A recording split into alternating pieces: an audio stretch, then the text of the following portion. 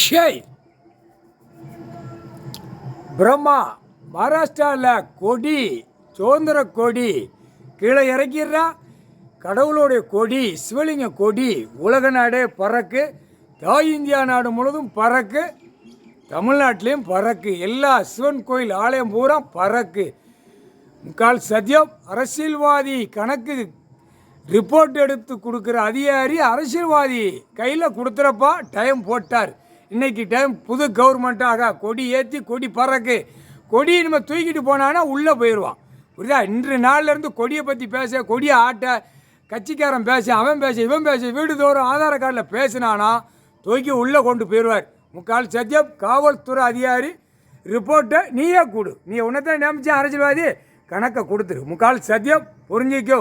கணக்கு போட்டார். அமர்நாத் ஜோதிர்லிங்கம், பீமா சங்கர், ஊடால, திருவண்ணாமலை, ராமேஸ்வரம் எல்லாமே கொடி சிவலிங்கம் கொடி பறக்கு. கவர்மெண்ட்டு புது கவர்மெண்ட்டு கணக்கு போட்டார். கணக்கு இட்டார்.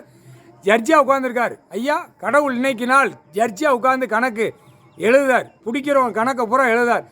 60 வருஷமாக நான் அரசியல்வாதியில் இருந்தவங்க தமிழ்நாட்டுக்காரன். புரியுதா?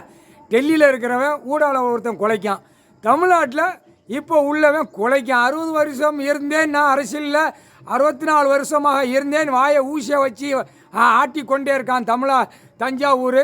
அவனை வச்சு எல்லாமே தூக்கி தமிழ்நாடு முழுவதும் தூக்கி செயலறையில் ஏற்றிடுவார். புரியுதா?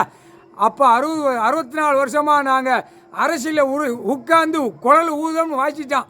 அப்போ கணக்கு எடுத்துட்டார். கணக்கு ஒரு வேளை விட மாட்டார். கூண்டோடு அள்ளுவார் தமிழ்நாடு முழுவதும். தமிழ்நாடு தான் அவருக்கு குறி. தாய் இந்தியா நாடு, தமிழ் மண், தாய் மண், விவசாய மண். புரியுதா? தமிழ் விவசாய மண்ணை அழிச்சு அப்படியே 2 கையை தூக்கி வீசி நடக்கான் தமிழ்நாட்டுக்குள்ளே. நச்சு போடுவோம்ட்டார்.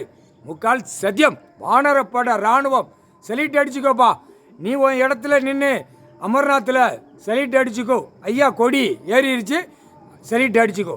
இலங்கை சுலோன் செலிட் அடிச்சுக்கோ. வானரப்பட இராணுவ முப்படை வீரர் மிலிட்ரி உலக நாடே செலிட் அடிச்சுக்கோப்பா. ஐயா கொடி ஏறிடுச்சு. கவர்மெண்ட் புது கவர்மெண்ட்டு ஜட்ஜியாக உட்காந்துருக்காரு. எல்லா இராணுவ முப்படை வீரருக்கு அந்த உங்களுக்கு வரும் டைம் வரும். பாவம் கஷ்டப்பட்டு வெளியே தள்ளிட்டான் அரசியல்வாதி. இப்போ பூமிக்குள்ளே உட்காந்து கைலாசத்திலேருந்து கணக்கு எடுக்கார். விடமாட்டார். துவைச்சி எடுத்து போடுவார். முக்கால் சத்தியம்.